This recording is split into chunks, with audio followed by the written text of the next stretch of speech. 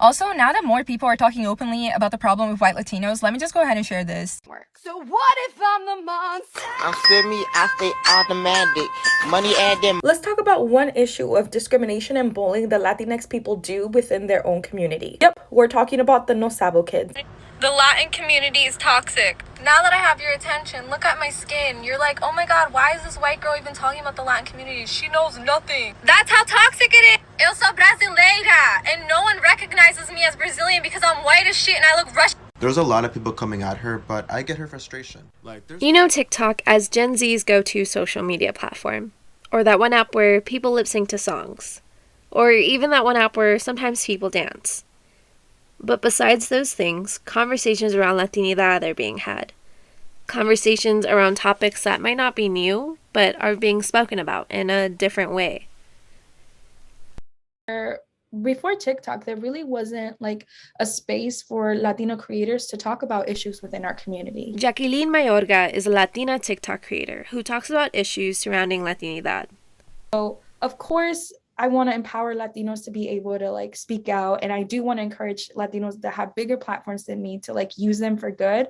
But I also want them to like be well educated on the topics that they're speaking on. I kind of took it upon myself to make it like just a safe space on TikTok where Latino youth and Latinos overall could just come and we can kind of congregate and talk about our experiences and how we've been dealing with stuff. A lot of times, if Latinos weren't talking about immigration issues, people didn't really listen. So whenever somebody would talk about machismo, whenever somebody would talk about the femicide that happens in Latin America, people would shut them down. And then TikTok came along and it just kind of became a space where people could just talk about anything. It's like if I'm talking about something that takes a lot of research, I have like a document that I'm like, okay, I need to hit this point, this point, and this point.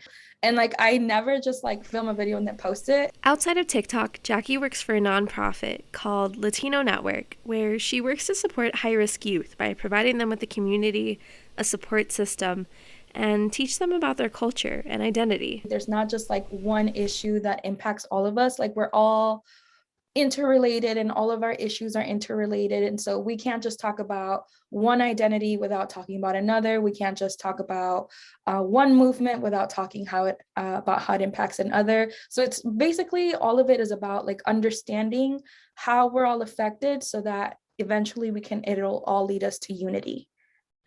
And so when I first started to like address these issues, people were like, why are you trying to divide the community? What's wrong with you? Why would you bring this up? You're just trying to make us look bad. Do you think it's like a generational thing? Like maybe, it's just because now we're more vocal online?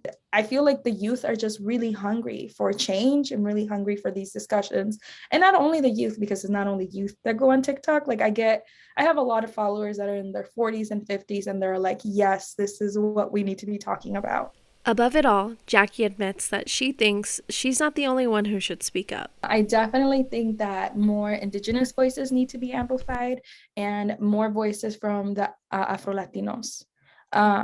Because just like being on TikTok, I was like exposed that a lot of our community doesn't actually know that like Afro-Latinos exist and there are millions of them and they're a big part of our community. So just like amplifying their voices and their stories is really important too.